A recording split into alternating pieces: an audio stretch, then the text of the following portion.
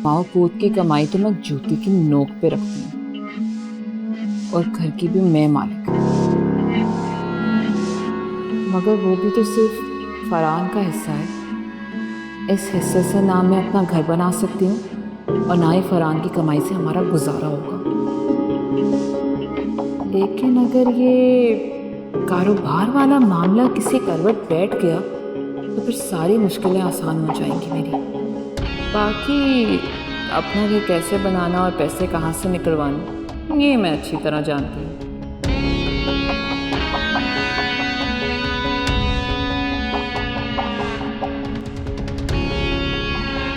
अंबर, क्या बात, खामोश क्यों? कोई बात हो भी तो क्या फर्क पड़ता है? क्या औकात है मेरी इस घर में? मैं तो रास्ते में पड़ी हुई वो धूल हूं जिसको कोई भी पांव से उड़ा दे। तुम इस तरह की बातें क्यों कर रही हो? फरहान से कोई बात हुई है या मुझसे कोई झगड़ा? क्योंकि इस घर में सिवाय फरहान के और मेरे कोई और नहीं रहते, और अलीना और हारून तो गए हुए। शिकवे शिकायत तो आप सबको मुझसे हैं, यहाँ तक कि मेरी जात से तो कोई खुश नहीं है। अम्मी को भी मेरे वजूद से मसले हैं। ओह, उसका मतलब है तुम्हारी अम्मी से कोई झगड़ा हुआ है या उन्होंने कुछ कहा है? और जानती है कि क्यों? कि मैं उमैर को समझा रही हूँ कि उर्वा के पीछे ना भागे, जान छोड़ दे उसकी, इस वजह से।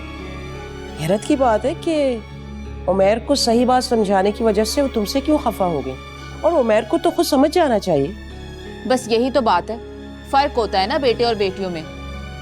बेटा गलत हो लेकिन गुस्सा हमेशा बेटियों पे ही निकलता है, चाहे वो हक की बात क्यों ना कर रही हो। आप अलीना को देख लें, वो अपनी बहन उर्वा की वजह से हर वक्त मुझसे बदतमीजी करती है, और जाने से पहले देखा आपने कितनी बदतमीजी करके गई है मुझसे। और वजह क्या है? कि उमैर मेरा भाई है। ऊपर से फरहान ने भी मुझे इतनी बातें सुना दी। नहीं, फरहान ने तुमसे क्या कहा है? यही कि मुझे उमैर को समझाना होगा। अब आप मुझे बताएं, वो लड़का मेरी कहाँ सुनता है? आपको तो यही लगता था ना कि मैंने उर्वा की तलाक करवाई थी, तो फिर अब मैं क्यों चाहूंगी कि उमैर उसके पीछे पीछे भागे? मेरी तो अब भी यही कोशिश है कि उमैर अपनी जुबान से उसका नाम भी ना ले।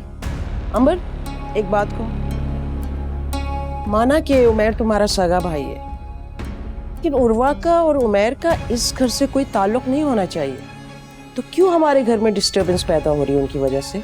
तो ये बात आप अपनी छोटी बहू को क्यों नहीं समझाती हैं? वही है जो उर्वा की वजह से हर वक्त मुझसे उलझती रहती है, बदतमीजी करती है, लिहाज नहीं करती है। मैं तो अपनी मायके की बात कभी ससुराल में नहीं लेके आती, और अपने मायके तक नहीं जा रही, क्योंकि मुझे पता है कि उमैर मुझसे इस बात पे झगड़ेगा। उसको समझाए ना आप, जो हर वक्त मुझसे उलझती रहती है।